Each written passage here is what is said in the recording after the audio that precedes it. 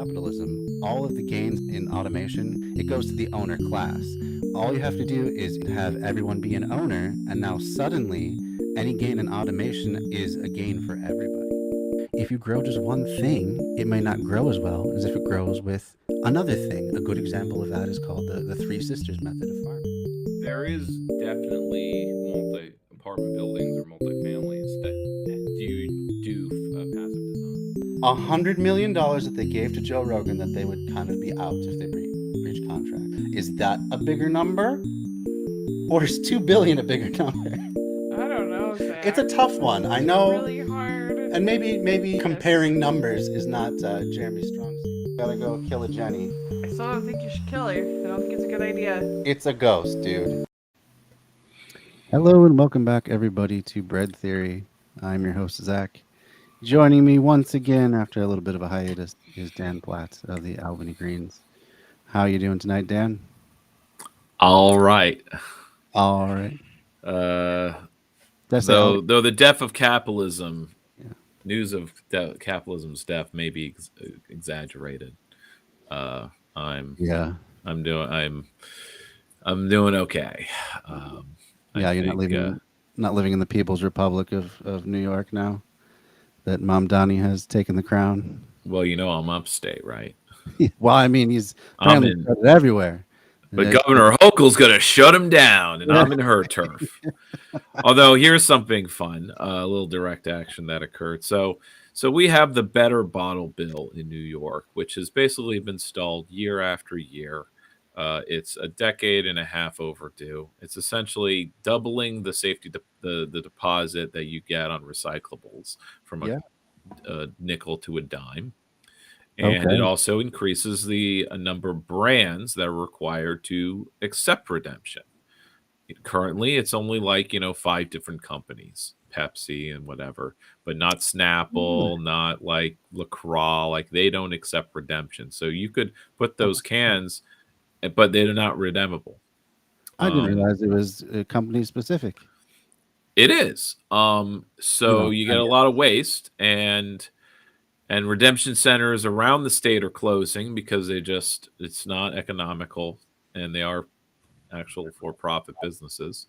Mm-hmm. So you can gather bags and bags and bags of cans, and still it's just like it's $2.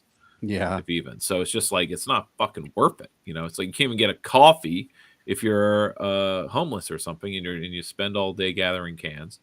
So it's laughable to consider, like, save your cans and bottles and redeem them. It's like, right, fuck off. So one of these redemption centers basically took a full U-Haul of bags of cans and left them in front of the governor's mansion. Since they can't find any sellers and they can't get rid of them, they just dumped them in front of the governor's mansion to make a point.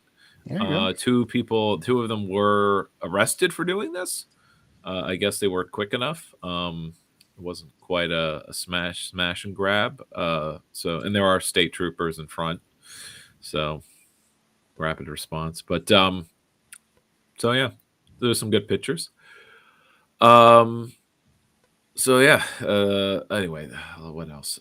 So many things have happened last month. But I guess personally, personal news, I started my new job, my civil service career. I'm now at the Division of Human Rights in New York. So I'm as close to law enforcement as I'm going to get, I think. Administrative law enforcement. Doing intake for discrimination complaints, which in New York is a backlog 4,000 strong. Oh, nice. Like the cases that we're working on are they were filed at the beginning of last year, 2024. So the next 6 months is going to be me working on that, but with a few others, and so I'm in training now. So of course, it's all my mental stock is just super low, but that does not stop the movement of things. This week, I've got something almost every evening. Today, it was a presentation of sorts, boards.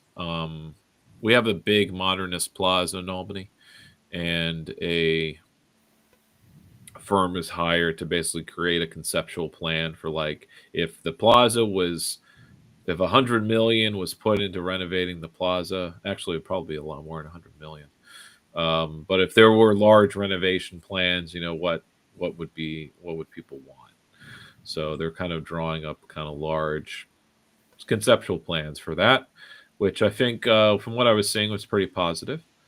I'll make a Hmm. TikTok of it. I'm a week late making a TikTok of the last public meeting I went to, which was an actual budget with the governors like putting aside a few $100 million for revitalizing, downtown Albany. It's just urban renewal. Um, Likely go into office to apartment conversions. At least that's what I think is more sensible. And doing some of that standard streetscape investment, which we never fucking get, or we only get it in these one-off investments, Hmm. um, which really sucks. Like every 8 years, basically, it's like, can we get 100 million? Sometimes it's the Build Back Better bill. Sometimes it's this or that, but it's never this dedicated funding stream of like from HUD or something. Yeah. HUD's for urban development, but we don't get regular like it's only like smattering of grants for programs, but never for like constant street improvements that aren't the road. Uh huh. Uh huh. Um, Yeah. It's making more walkable, nice streets inside but of it. so I'm a little more cynical about the downtown stuff. But the plaza was nice because it's just like it's conceptual. It's just a fun little thought experiment, really. Sure. And this firm was hired, so it's nice to see their model and the kind of ideas they're throwing out there. And so it's all pretty like I'm actually more positive about it. I'm just I don't think I can afford now that I'm like upper 30s. I'm like I'm not being cynical doesn't pay. Um, No, not at I, all. and I Based think on- obviously there's plenty of other things to be cynical about, like the Democrats in general, suck dem politics in general. Um, the limit the political education that everyone hopefully is getting, but I guess haven't the Bernie crap movement hasn't gotten this political education. I mean, I guess maybe some have, but not enough. It seems like every term is like another movement, and it's like, yes, soak dem politics. Um, but there's going to be those like, and again, it's actually like it's not a bullshit argument to say the Mandami agenda, which is just social democratic stuff, yeah, pretty, will pretty. be blocked, will meet stiff resistance from all other bourgeois interests. Absolutely. And that a big and the DSA New York City knows this. They will be campaigning for each of these policies. They have something to campaign for Hmm.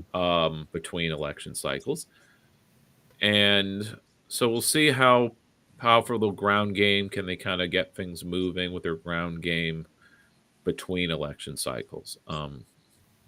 And again, it's just such drop in the bucket kind of sock dem policies. And in the end of the day, all of these policies are for maintaining capitalism. Like capitalism can't survive without fixing this affordability crisis.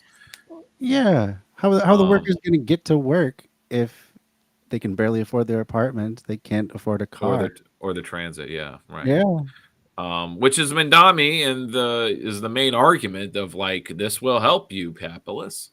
Let us do this. it will, but it will Um, also help the people themselves, which is good, I would say. yes.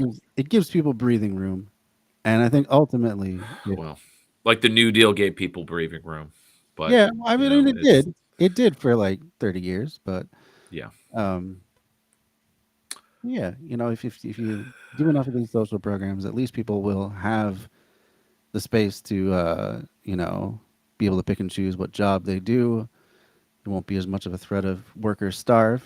I don't see that. I wouldn't go that far. I don't think he's going to get that far, but like I'm saying, just pushing No, these. just the whole pick and choose their job. I mean, until we have a guaranteed job Yeah, program, I'm just saying people more. are still dependent on the You market, know, and AI is going to cut that down. sure, sure. I'm just saying if people are not so desperate to get any job that they can take because they got to make rent or they can't afford the transportation. I suppose. At least, I suppose. yeah. You know. Sorry, I don't mean to be the complete wet blanket. No, It's no. good news. It's progress. I mean, it's Right. SoCSTEM politics is Pretty good. basic stuff, though. It's kind of sad what Yeah, passes for radical yeah. program. Communist. Here's a communist. He's a communist. He Communist. wants free buses and a few more city-run grocery stores. 5. Oh my One god, per borough. that's like in a city of 8 million people. There's no Yeah. way 5 is gonna serve even a fraction of a percent of that. So Let's add another 80 bathrooms, wow, public bathrooms. That's socialism too. yeah, It's when the government does things. yeah, right. But the conversation for public banking is opening up. These victories open up the conversation for public banking, for expanding public housing, Sure. and all those things that abundance liberals, of course, but we don't want to do it that way. Anyway, we'll get into that if we do our video. Sure. Nah, we should probably get to the video right now because I doubt we'll have time to cover it all the way these things go. Yeah.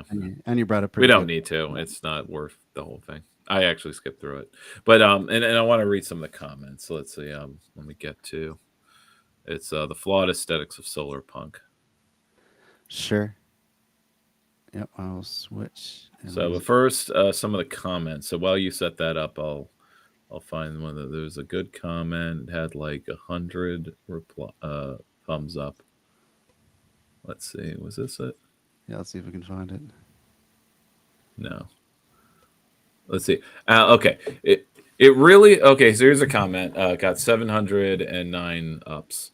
It really feels like you've simplified and mischaracterized what solar punk is by conflating it with greenwashing. I'm surprised you didn't even take a look at the origins of solar punk, specifically literature written beginning in the 70s by authors like Ursula Le Guin. Yeah. Those whose torch has been carried by the likes of authors like Susan K. Gwynn. The category was retroactively used in the pre-2000s art and lit, since it didn't come to use around in mainstream until 2009. Solar punk at its core is aspirational and inspirational. It's used by artists to advocate and envision possible futures where we might get it right rather than what happens when we get it wrong and the status quo is maintained and extrapolated to its logical conclusions in cyberpunk world building. It's because of solar punk lit that inspired me, this person, to go back to school for a master's in sustainable development and receive my certifications in sustainable building construction, and so on. There's just a lot of strawman arguments in this rant that meanders from topic to topic, as many of these videos do. I'm Californian, and I don't think I know a single person in any industry, construction, landscaping, sustainability, climate, transport, energy, that's ever been impressed with the basically environmental quality review in how it's been used in practice versus what it initially aspired to accomplish. Yes, there's no easy way to navigate ourselves through this crisis and not only switch to renewables, but also decarbonize heavy industry, ensure climate justice for the marginalized, and rebuild our ecosystems. And yes, solar punk aesthetics, like any art, can be used by others for nefarious, manipulative, or misleading purposes, like greenwashing. But solar punk art, at the end of the day, helps inspire people to believe that there are possible future out there, that we do get it right, and that pursuing those futures is worth doing, especially when we take collective action. But it's the leftist side of it. The hard work still needs to happen. I don't think anyone truly loses that aspect of reality when they engage with solar punk art. Because this guy's main straw man is that leftists are taking solar punk art and they're like, that's their political program. Like, the whole politics flows from culture. So solar punk culture is informing leftist politics. And since solar punk is fictional, then the policies are also fictitious and not based in reality and the hard facts. All right, there's the preface. Wow. Yeah, I mean that's a pretty good defense, I would say. Um, yeah, I don't know. Let's get into it before I get too far. Yeah, you can react. Humans have a need to put everything into categories, and with that, we also have to group And this is media, just an aesthetics, urbanist and channel. He's in Philly. Okay, let's see what the channel is real quick. Well, he's like an urbanist Alan. dude, Okay. and he's in Philly. Alan Fisher from Philly. vibes into boxes that roughly make sense, no matter how incoherent those similar pieces of media might be. Speaking of categories, the suffix punk originates from the mid-1970s as the punk movement developed. This was in part as a reaction to mainstream trends at the time, the development of music such as metal, and also opposing other subcultures like the hippie movement. Punk as a suffix first saw use in the word cyberpunk, in a short story literally named Cyberpunk by Bruce Bethke in 1983. And from there on, punk would be continuously used as a suffix to describe many genres of media, including I'm not sure steampunk, punks diesel oppose punk, hippies. Side note, I don't think punks opposed hippies. Yeah, I think they're more preoccupied with opposing fascism and skinheads, but Yeah, right. yeah. atom punk, and finally solar punk. Before we dive into why solar punk is problematic, let me show you my setup.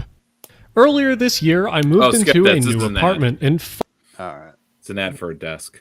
Oh, yeah. You've ordered a mattress in the mail. Now order a desk in the mail. Wow, what a world we live in.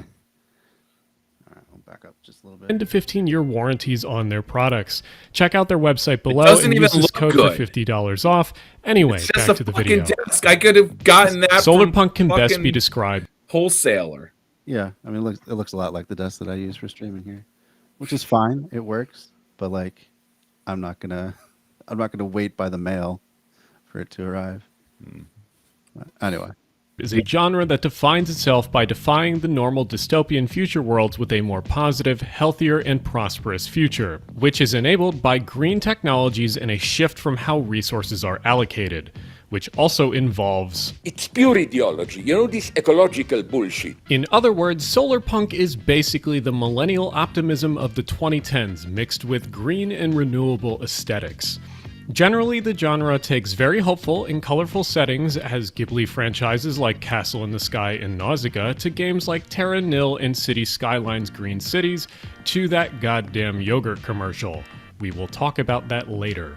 All of these examples are mostly used for their aesthetics and less for their specific depictions of how we get to this future in the first place. And that's where the problems begin. I hope he doesn't spend a long time on this yogurt commercial because. He actually doesn't. Okay, good. Which is odd.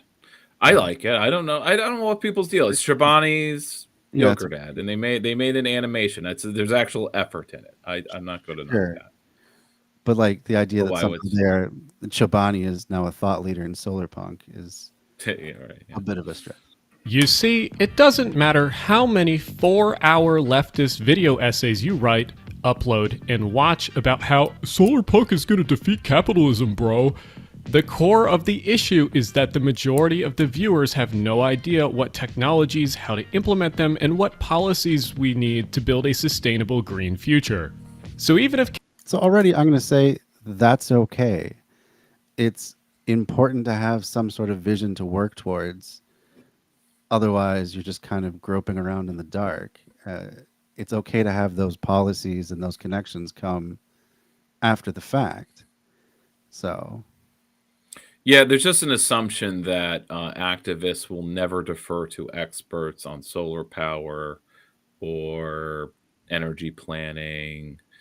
And I think maybe there's an assumption that like all solar punk fans are anprims. Yeah. Which is not the case. It's not the case, and it's not even being shown in these examples either. So I hope that's not the direction he goes in. He goes in, well, he's an urbanist, so he's like, there's an assumption that it's we have a suburban future like Broadacres. And so like, where are the solar punk cities? You don't actually have cities without hard infrastructure. It sort of makes like a case that any lefty should just be a sewer socialist, which is what one commenter kind of said, like, well, you mentioned gray infrastructure. That's why I think of being a sewer socialist first. But again, it's just like, don't repeat what 20th century lefties did. Like, we need to do things for us and the way things work now. Yeah. And part of what our politics needs to be is about the connections and not so much rolling back, but like making things about the ownership of tech and information, because that's the way capitalism has developed, and thus so does socialism. Yeah. It's not a different thing; it's an outgrowth from it. Sure. Yeah. And that doesn't mean going back to just No. like, well, we just need to build sewers like socialists, like the 10 years that socialists ran Minneapolis Yeah. Yeah. or When was Madison. that? Yeah. It's just like, that's not a precedent I want to repeat, No. because otherwise we have Mandani being mayor for like 8 years, and maybe there's more Dem Soaks or DSA on the city council. Sure. And Progress. Yeah. yeah, but if the number of public bathrooms doesn't increase, then it's just like I'm left wanting Yeah. for the what is it, the model. All right. Let's move on. Capitalism is defeated, and you get some luxury gay space communism future, you'll still be stuck with a group of people that fundamentally will not be able to accomplish their goals because they will be focused entirely on aesthetics and prioritizing form over function. Why is that his assumption? That we're just going to be locked in. Well, it has to be this exact vision that was drawn up or nothing. Yeah, it's called the straw man. Yeah. Okay. It's like he goes online, he sees people posting, and it's like, yes, that is their entire political philosophy and outlook. It's just the aesthetics and memes. Now, maybe if questioned about it, they may not have much more to say.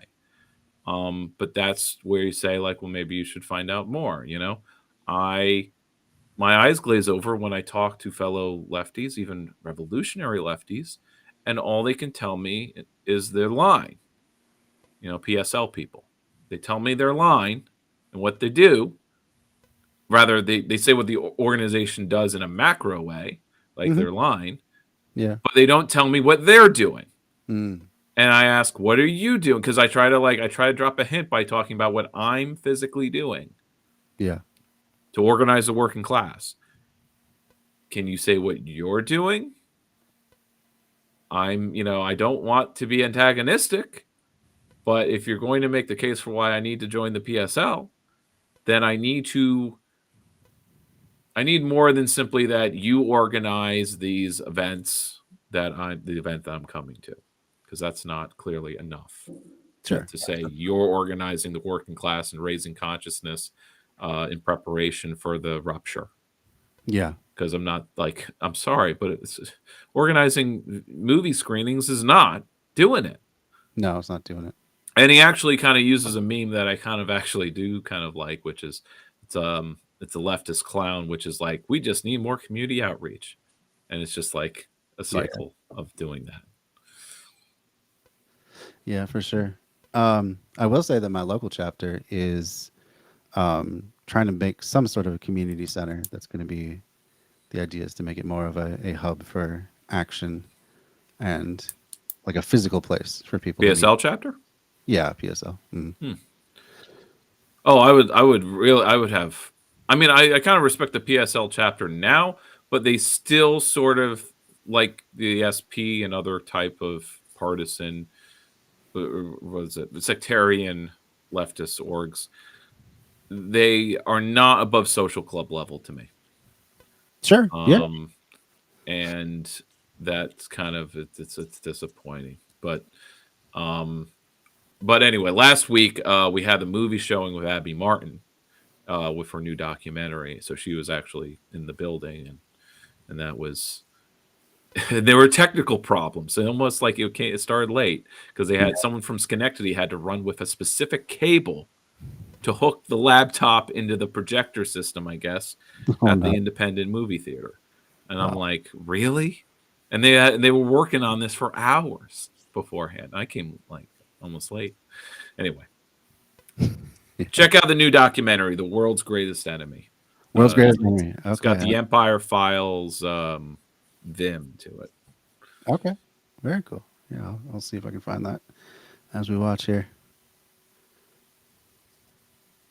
We'll yell about this specific point more later. Unfortunately, like many of the suffix punks, too many people focus on the pure aesthetics of the genre and not how those worlds actually exist and operate. Granted, many of these genres like diesel and steampunk are mostly pure fantasy and usually were never supposed to be worlds rooted in reality. But that's where solar punk is different. Majority of the time, it's using real or close to real technologies and concepts to build a better, more sustainable future. So it's easily the best one to critique because there are so many people out there that construct their hope and worldview around an optimistic future like those depicted in a cyberpunk reality. And with that, we have to talk about solar punk's main failure, focusing too much on green infrastructure and not the gray infrastructure that's going to save us. Okay, I gotta love let's take a these- look at the vibes of I gotta- the yogurt commercial. A little pet peeve. I don't like these YouTubers that make a mistake like that and don't re-record. Like, oh, I just catch a mistake I made in post and put like you literally said cyberpunk when you meant solar punk. Like, come on. Oh, I didn't. You know what? I didn't even catch that as you said it. Yeah. Interesting. Yeah. Yeah. Right. If you're gonna take the time to make a polished looking video, yeah, go over your audio. Do it up right. Are you getting static? Yeah, I'm getting a little static there. I don't know where that's coming from. It's your mixer. Probably so. No, it's probably so. Oh, yep, there it is. Got it. All right. Okay. carry on. Yeah, I found that link, by the way. The Earth's Greatest Enemy. Is that the one you're talking about? Yeah. All right, I'll put that up in the comments there. Hopefully it'll... There's a trailer. We can put up the trailer when we're done. Cool. Yeah, that's up on the website as well. She's on tour right now. Very cool.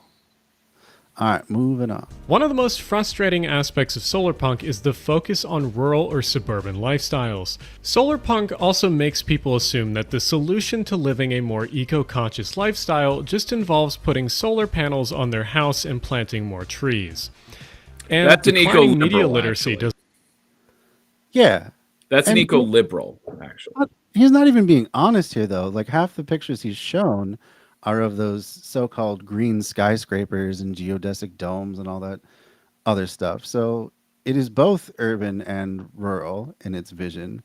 So, yeah, I don't know. I think he's... It's also fictional. So it is also but it's made of real things. Yeah. So like the animated advertisement, everything in that is real tech, right? The key tattle that hovers and the Yeah. and the robot orange picker, you know. Yeah, the blimp windmills tethered. Well, those are being tested. There are, in fact, really, I've never heard of anything. kite wind generators that are being tested, All right, well, and fair. they're pretty fucking cool. Yeah. In fact, it's I've been looking at the kind of mainstream like new tech eco channels, and they've been all talking about the return of the airship.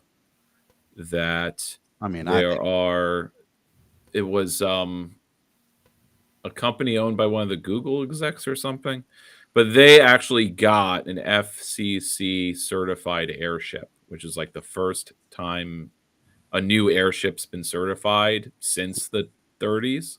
yeah, it's got to be like 75 or more years. So they cut the construction costs down by basically having it, and they rotate it around instead of having scaffolding that people have to climb. They rotate it around in the hangar to construct it.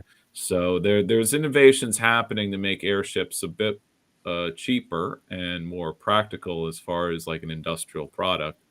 and its uses could be beyond. I mean, apparently there are designs where it can hold like the equivalent of 6 shipping containers.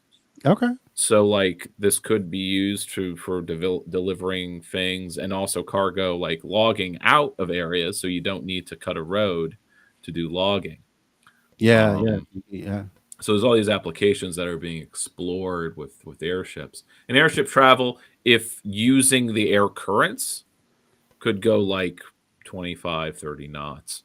So It'd be like a sky cruise. That with sounds a fraction of the energy of an actual ship. right. Yeah. But like there's these designs where it's like this could hold 200 people. So it would be the equivalent of a 787. Yeah. Then I start reaching the scalability. Yeah, because like they're using helium instead of hydrogen, so it's not volatile, and you can control the ballast by like just densing up the gas Sure. rather than releasing it. Anyway, Yeah, that's really cool. Maybe we'll have to find a video on that sometime. All right. Anyway, moving on. Doesn't help the average person in America see themselves not as the main character in the world, and they couldn't possibly be bothered with a change in their lifestyle for the sake of others. This thinking and Solarpunk's focus on greenery can generate misguided assumptions about how we should solve climate change and other environmental issues. Solarpunk is essentially implanting what we refer to as green urbanism, in contrast to gray urbanism. And don't be fooled. Green urbanism isn't necessarily a positive thing. Green urbanism lines largely up with the aesthetics of solarpunk. Plant trees, replace gas cars with electric cars, techno-innovate your way out of problems, assume future technology will fix problems, and largely focus on aesthetics over policies. Which is frustrating, because the average person largely agrees with these facets and thinks that many of these aspects do help with solving environmental issues. Which, yes, switching from a gas car to an electric car can help, but good job, you have changed one small thing in the chain of car dependency. Now we have to fix the automotive production process, the disposal of vehicles, tire shavings causing microplastics, road pollution, highway and city heat island effects from asphalt, urban sprawl, utility sprawl, inefficient housing from sprawl, and generally how disconnected society has become because of car isolation. I could go on, but I don't want to depress you too much. Anyway, green urbanism rarely touches these subjects and doesn't address fundamental issues. On the flip side, this is where gray urbanism excels in comparison. Gray urbanism is less about focusing on aesthetics and more about focusing on utility first. That city that's having problems with housing, gray urbanism pushes the idea that we should ignore most of the aesthetic NIMBY complaints and instead focus on building the damn housing and density first. Gray urbanism's focus is on fixing the fundamentals and caring about the small things later. Of course, how is this housing heated? Yeah. If we're not focused on renewable infrastructure, then and energy, then how are these buildings be heated? Will they have to be renovated when they go gas free? But anyway, I'm nitpicking. Like the comment pointed out, the main problem with this video is that he's conflating greenwashed eco-liberalism, but just greenwashed neoliberalism with basically any kind of eco-socialism. Whether it be anarcho or not, but yeah, and like this guy's proposed solutions here don't really delve into the unseen infrastructure, the governmental part of all of this. He's just talking about utilitarian, more housing, more transit, which is great stuff. But you kind of have to have all of the pieces. It has to be government. It has to be infrastructure. It has to be, future focused, like sustainable in some way. And he's not really letting in any room for any other solution either. He seems to think that he's found this one solution, and it's just infrastructure. Well, to be fair, he's not saying it's just like it's the one solution. He's more talking about the mindset needed for progress. But it is an enlightened centrist foible that they pretend not to care how things are done. It's the what, more housing. It doesn't matter if it's private sector built or public sector. I don't care. I just want more housing. Yeah, that's the That's thing. what's important. I want more trains because trains are the most efficient way of moving cargo around. Sure. But then when a socialist runs for office on these things, they'll say, how are we going to pay for this? They'll suddenly be a neoliberal. Yeah. In true colors. But I think that's these guys, whether it's this guy's character or not, but the enlightened centrist or the liberal, like they're really the median voter. They think they're smarter and more educated than the median voter. In some ways, maybe they are. This guy can talk about urban issues. He knows that electric cars don't solve the problem of urban transportation Sure. or sustainability. And that's a start, right? Yeah. That means he's not a greenwasher. Uh-huh. But then he'll paint eco-socialism as being greenwashing. Yeah. And I'm like, and that's insulting but it just comes from the fact that he is making shit up. He has never talked to a socialist about these things. He's going off of some Twitter social lefties or something, which if they even are still there.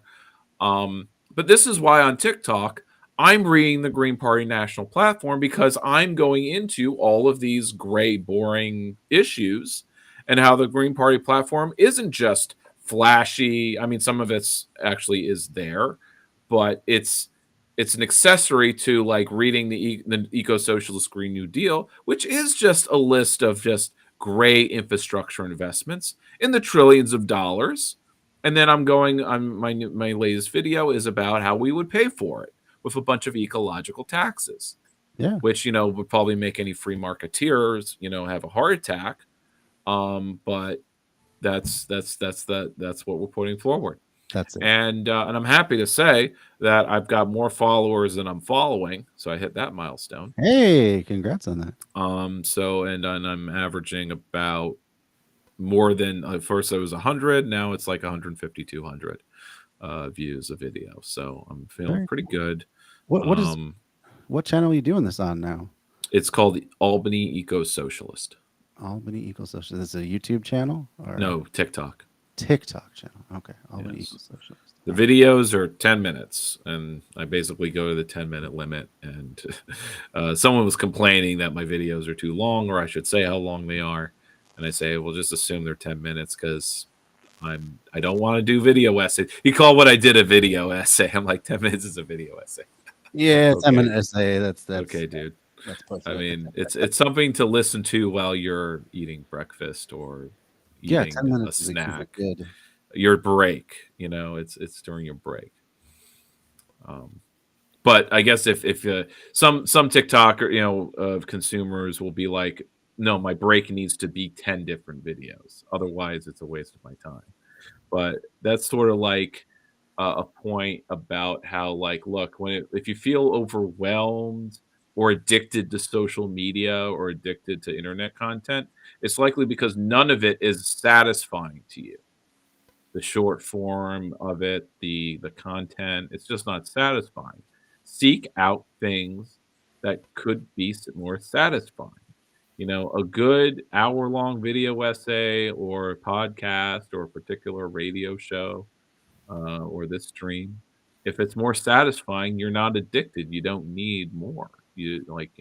Yeah, you feel satiated once you're done with it. It's not just the quick dopamine, but now I need another hit. I'm not addicted to anime because I watch good anime that satisfies me. There you go. All right. Yeah, let's keep moving on here. But yeah, we're making progress. It does, like you were saying before, it does matter how things are done, because if you look at all these buildings here, what are they building them for? Is this just for rich people to have, investments in property that they can leave vacant for as long as they feel like? I mean, who's that helping? What part of the environment does that help? To heat a bunch of empty units. Apparently, there's a bunch of like almost finished luxury towers in downtown LA, Mm-hmm. and some enterprising artists basically did a shit ton of graffiti along all of the balconies. Oh, I think I saw that And one. it looks really good. Yeah, yeah. And of course the local news was like, "Oh, this is vandalism," and And you it's like, believe it, but this is empty luxury flats right? that are not been Literally finished. serving nobody. And if this was, it reminds me of the tower in Venezuela that was like of a similar state of like almost finished but not quite, and basically like squatters moved in, and the first 20 floors are like filled up with people. Nice. And it's like its own neighborhood. That's cool. That's what you like to see. All right, let's see if we can finish this video in our allotted time. We only got like 20 minutes left. Going to do that with one thing: construction.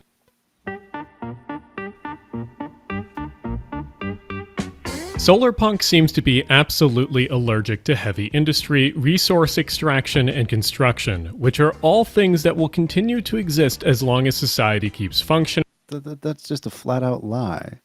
That is not the equation that Solarpunk uses. It's how long will this last versus how much energy will it take to construct. Yeah, I mean, I think it's predicated on this, like, well, solarpunk art doesn't depict strip mines, so there's no heavy industry in a solarpunk future because there's no strip mines. Yeah, Strip mines are the only way you can extract resources.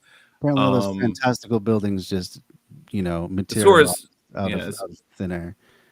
Which sort of like certain ecological like naivete might, like Anprim's, like it's like that's why the Anprim position exists, which is actually take like this guy. It's like, well, if you don't do extraction on this scale in this manner, then you can't have modern society. There's no other way it could happen. Well, have we tried any other way? Of course not. No. So, and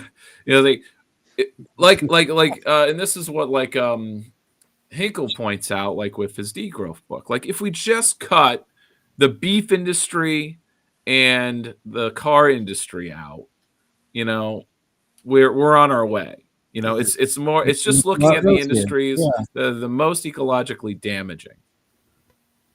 So copper mining, look, we need copper, so copper mining. But the thing is, the best copper mining is in the Polynesia. So we need to make sure that Mauritania is properly compensated, and that the strip mining isn't destroying their island. Yeah.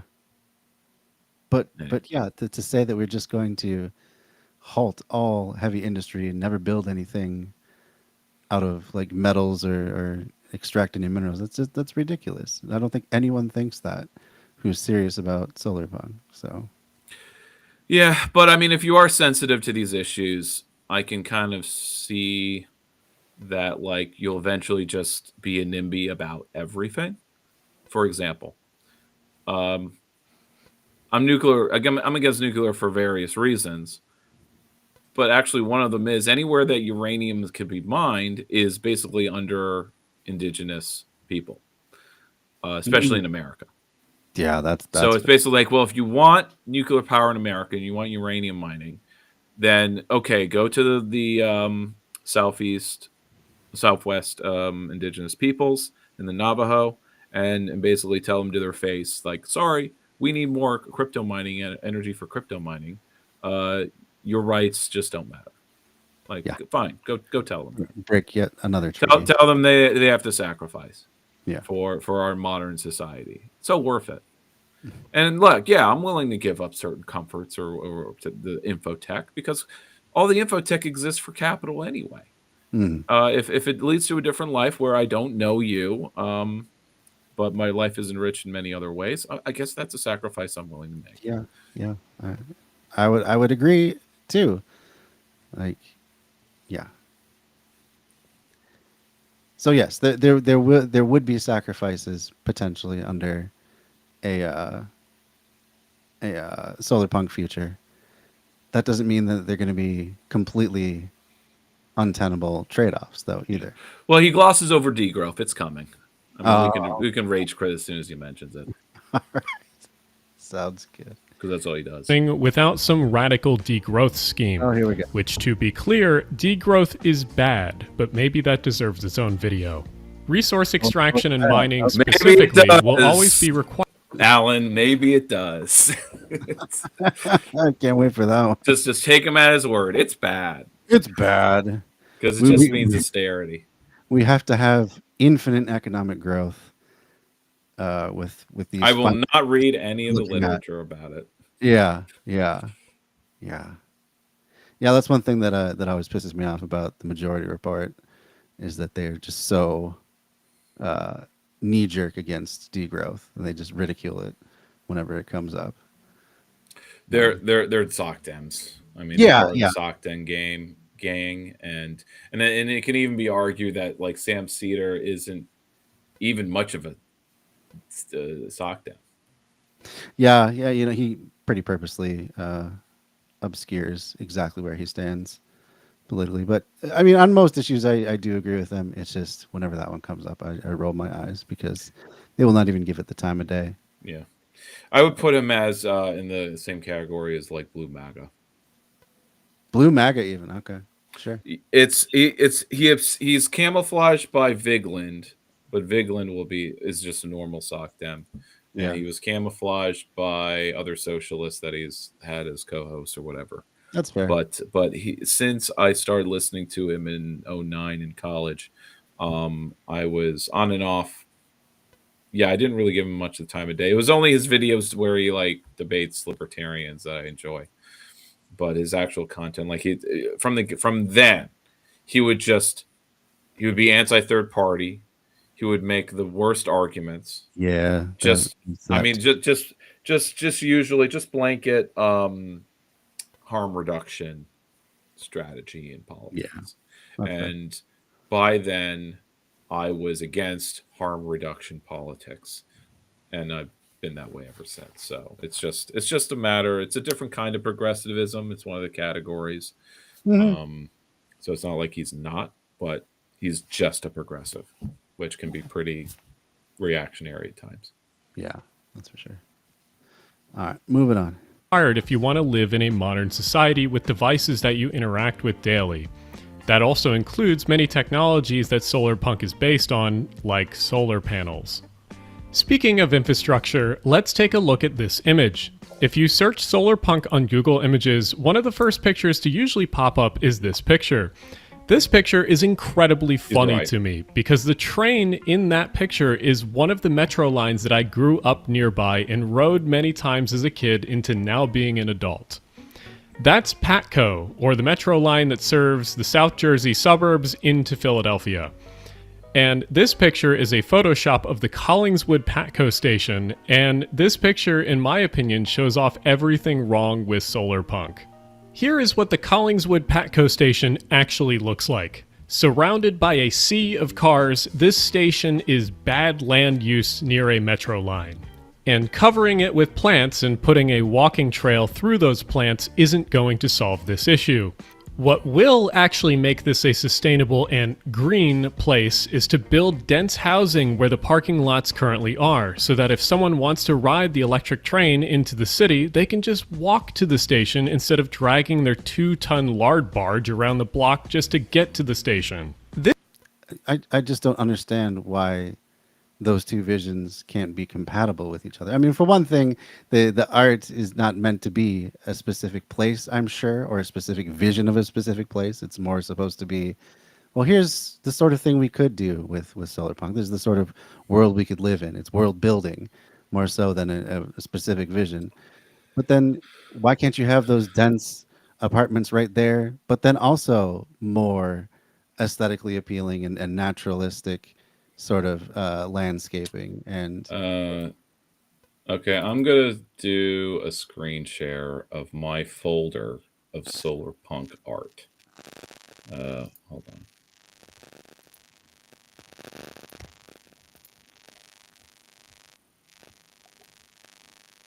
Is it up? Let's see. I think I have to approve it somewhere. Wait. Oh, sorry. It's not the cityscapes. It's the Let's see. Stop. Share screen. There we go. Coming up now. There, now it's up. Okay. So Yeah. I'm just gonna flip through. Let's see if I could just. Yep, there we go. Okay. See how most solar punk art, when it's depicting urban landscapes, the tall buildings are clumped together. Guess what's between them? Some kind of transit. Okay, it's implied because it's not visible. Because actually, this is from the concept art from what's it called? The Expanse. Yeah. How about this one? You know, it's implied that transit is tucked in somewhere.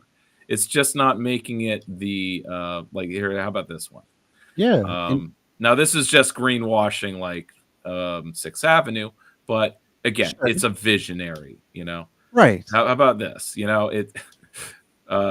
Here, this has wood in the foreground, but look, it's dense in the background, and there's probably a train station in there. That one's more ethereal. This one again, tall. Okay, it's more walkable. There's no transit anywhere, but exactly, it's like you walk everywhere. It's but it's this. Where's the farming? You know, where goods brought in? It's not depicting infrastructure that way. You know, it's meant to be fun and inspirational. Right. So just imagine that there's you can imagine, use your goddamn imagination, that there will be some logistics hub in the foreground somewhere, that it's there. You gotta trust that it's there. All these visions are so much more transit oriented and walkable than even the one that he put up as an alternative to the solar punk one. So plus it's more, they all are more aesthetic. How about this one? This one is this one is a planet of cat people. Why not? The cat people can be part of solar punk too. Yeah, it's sci-fi. That's fun. Let's see. How about this one? It's got that.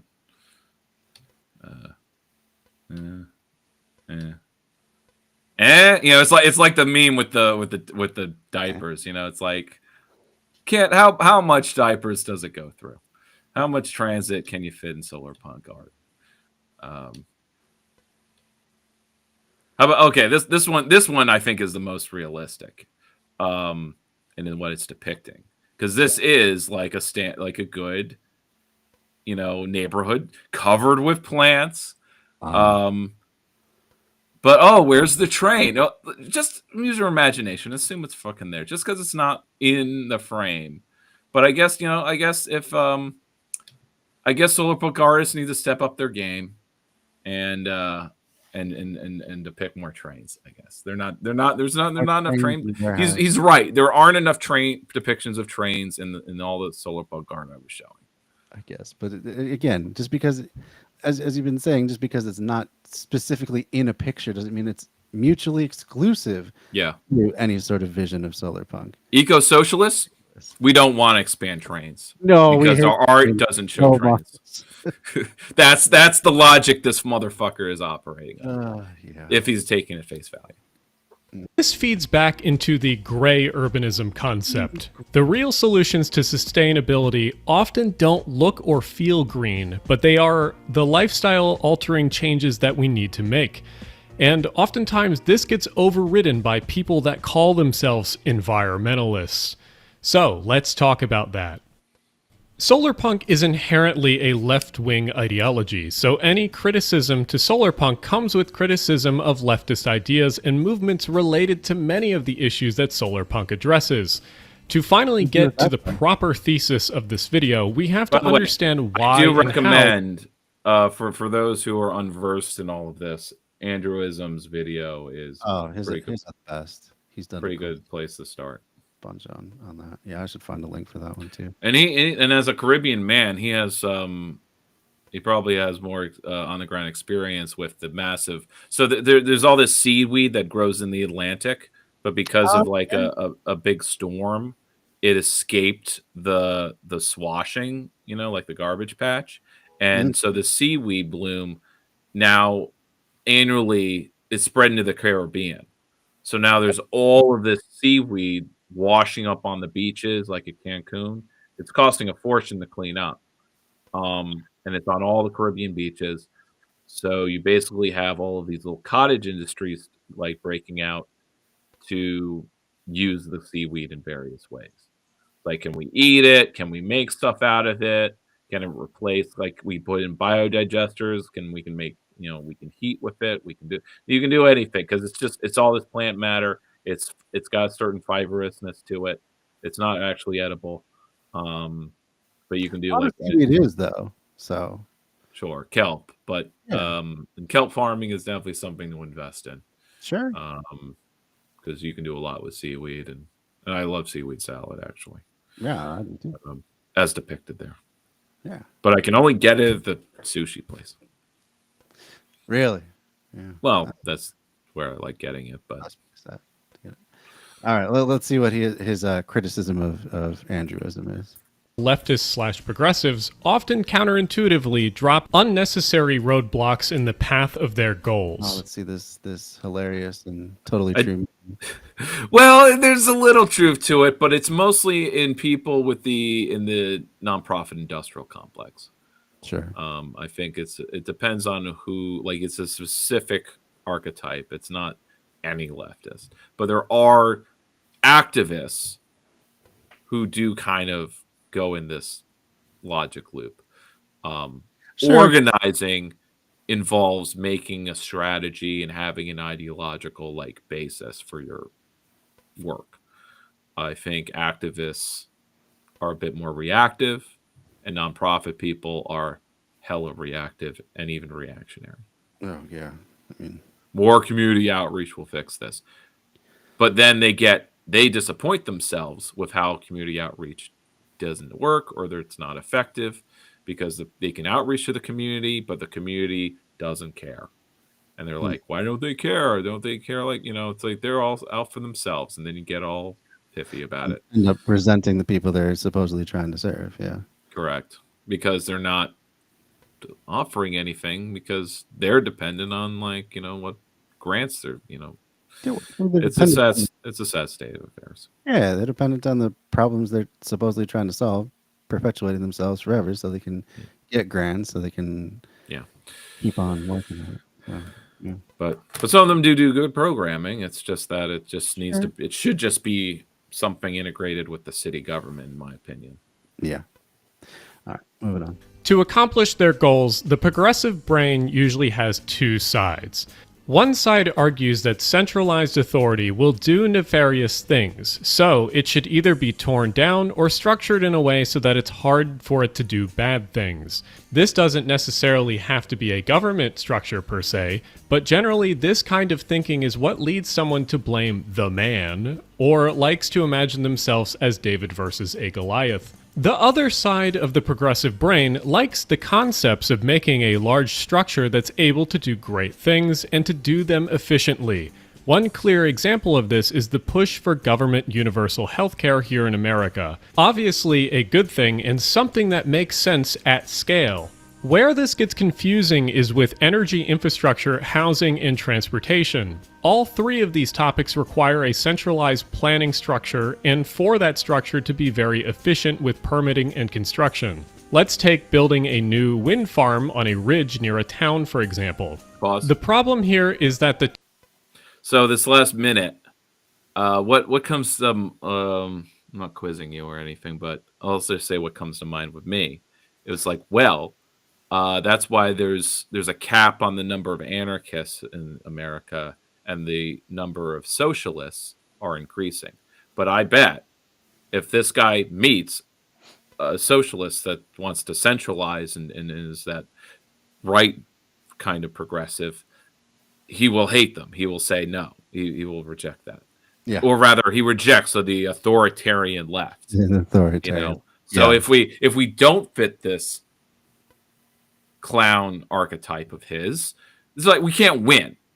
We're either we're dogmatic about decentralized power, and this stops us from caring about efficient infrastructure and what matters. And if we do, and we're eco-socialists, then we're Stalin and monsters who want to take away freedom. Yeah. We can't win. No. At least to the median voter. Yeah, not to this guy. Yeah. I just lost my train of thought, but yeah, the idea that all leftists are against any sort of centralized power is ridiculous. It's not. I think he's maybe conflating the idea that so many liberals and everyone to the right seems to think that all we want is more government. It's either we want more government or less government. It's government is only on a sliding scale. Has nothing to do with who the government serves or how it's controlled. It's all just more or less government. Or the binary is the state or corporations. Exactly. And most progressives / just anyone anarchist leading is about, it's centralized power no matter what form it takes, whether it's the state or corporations. The problem with both is that they are centralized and hierarchical. Yeah, now, my nuance, quasi-leftist position, synthesis is to reject hierarchies or just unjustified hierarchies, but not centralism. Right. Yeah. Unjust hierarchies, but not centralism. Because centralizing power doesn't mean creating a hierarchy. It's assumed, but that is also one of those syllogisms. False syllogisms. False syllogisms. And yeah, am I using that right? Yeah, probably. So like syllogism. So all centralized power is bad because it's hierarchical, and that's the leftist, and that's like a leftist position. Yeah. But I like, as long as don't agree. Yeah, there can be controls for centralized power. That is supposed to be where the democracy comes in. I mean, that's what Lenin talked about in The State and Revolution, was the idea that there was no private control of politics whatsoever. That all politicians were representative to their people, their constituency, but recallable at any time and unable to take any sort of outside money. Only could have workmen's wages, I think is how he put it.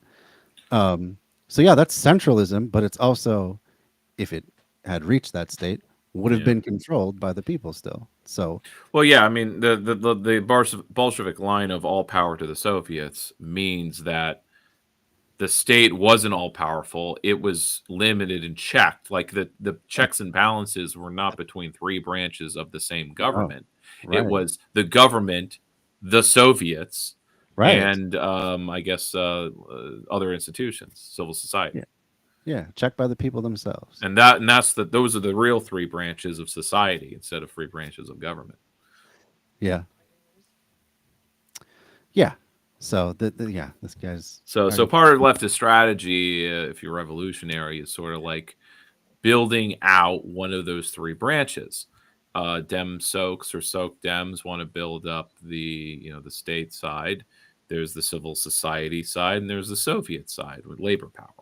So It's like we kind of need to be doing all three, or the idea is you build up on one of the third, of the stool, and then you can, threaten to remove one of the legs, and then gets concessions from the other two legs, but that's just concessions.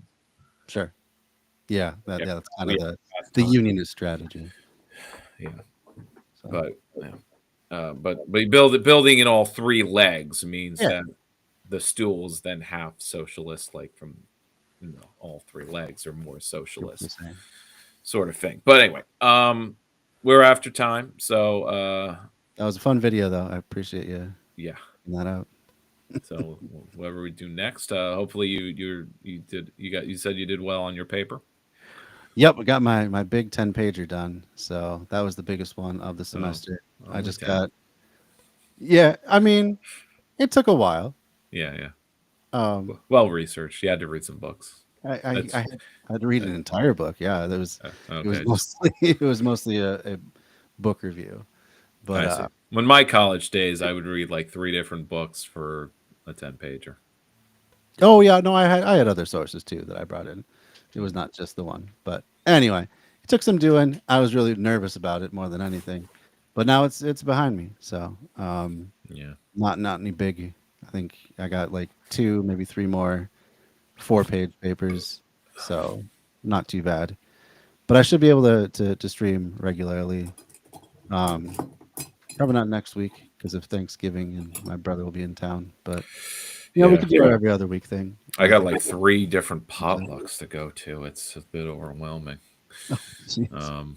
Are you actually making stuff yourself for each of them? I'm focused on the chili one. Chili. There's a soup one right after, and Oh, nice. I can't use my crock pot to do both.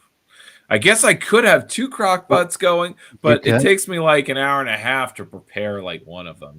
I'd have to spend 3-4 hours just, and I don't know how the timing of it would work. I don't know. I guess there's ideas, but I'm going out Friday night too, so it's not like I can spend all Friday night preparing the crock pots. Yeah. And then turn them on in the morning, and they'll maybe be ready. Well, good luck to you. I hope you figure out your crockpot dilemma. But yeah, I should be able to do a more regular streaming schedule. Okay. So like yeah, this semester ends end of December, and then I don't have any classes till February as well. So I have Okay. a lot more time in general. I will. Obviously, I've got stuff going on, but I also kind of just want to like take a break. God damn it! Sure. But Yeah. if things aren't, I think things have to be busy in the wintertime preparing for what happens in spring, which could be a big petition drive for ranked choice voting. Sure. And also a lot of tabling. So, but hopefully things can kind of just, it's not a big deal going week to week, but I don't know. I don't want to go overwhelmed, but it's, I talk to people and they're glad that, Green Party does exist, or when I say like, I'm not, That's getting good. hate. Seems like So, the best time in recent memory for a third party of some kind, with how just abysmal the Democrats have been lately. yeah, but I do need help. We need help. It cannot come out of thin air, and it needs to be funded, and it needs Yep. core members who are competent, Yeah, I'm or planning. who at least I can depend on to underline things. Absolutely. Yeah, and I'm planning on getting more involved here with my local PSL because I finally made contact with them. Never heard back from the Green Party. Yeah, I know. I've yet to. I think I brought it up with somebody, but obviously I need to. I'm doing it in passing. There's just so many other things in the pot, including a possible protest ban forming. But that's totally nebulous at the moment. Oh wow, It's in the in vitro stage. I see. Just talking it out. Okay, wow. Interested to hear more about that as it develops. Yeah, only that it was an ad hoc group pulled together for a break the bonds protest, Palestine protest, and because they had to like pull people from a little far because there were a lot of banned people who wouldn't do a Palestine protest. Go That's figure, crazy. progressives that except for Palestine. So That too. They've never been Palestine, even after 2 years, yeah. right? My Never been. brother's come around. And he's kind of got full of it. Like he kind of got in the reactionary mode in the good way, because he just posted the JVP Sukkot and he got a bunch of shit from his social circles. And it's like, I don't want to be ostracized for having a counter opinion, to think that Israel is not doing the right thing. And so he kind of saw the Zionists as for what they are. Yeah. And so it's like, yeah, I'm not part of this. Or Yeah. it's like, if that's the way they're going to dogpile me just for posting something pretty innocuous, that JVP, we put up a huppah in a public park near the Capitol. Yeah. That's it, huh? Not a huppah, sorry, a sukkah. Sukkah. Yeah. Yeah, I forget if it has a different name, but it's for Sukkot in October. Sukkah. I think that is Sukkah, right? To celebrate our nomadic past. But yeah, and like a big part of that tradition, correct me if I'm wrong, is to invite in the stranger, right? Yes. So it seems to be easily dovetail with inviting in political enemies or A political lot of enemies. Jewish rituals dovetail with social justice. Go Yeah. figure. Right? They can also dovetail with puritanical supremacism, but it's all a matter of interpretation. That's what religion's like. That is true. Welcome to Earth. All right. Well, thank you so much for joining me night. tonight, Dan. Thanks for putting up with all my audio delays and whatnot. Appreciate it. I think it'll be much more smooth sailing from here on out. But yeah. All right. Good night. Have a good one. Bye. All right. That was Dan Platt of the Albany Greens. And I think that's going to do it for me tonight as well. Thanks for everyone who joined. Thanks, Amanda, for the feedback. I appreciate that the audio is sounding better. I must have just twiddled the right knobs and figured things out through the right tutorials. But it seems like we had, I had the other microphone on this whole time too, and as far as I can tell, it was not coming through onto the stream at all. So that's a good sign as well. We're much more equipped to do two-person podcast, or yeah, I guess it is podcast. Podcast is just a catch-all term now. It doesn't have anything to do with much of anything except it being on the internet. Anyway, did you hear that, Amanda? We're all set to go for two-person streams. Oh, Yeah. So what's that supposed to mean? it means that you'll be having no excuses for not coming on more often. That's what that means. I don't have a comfortable chair. Oh. Well, I guess I know what I'm getting you for Christmas then. Puppies. In a comfortable chair. Yeah.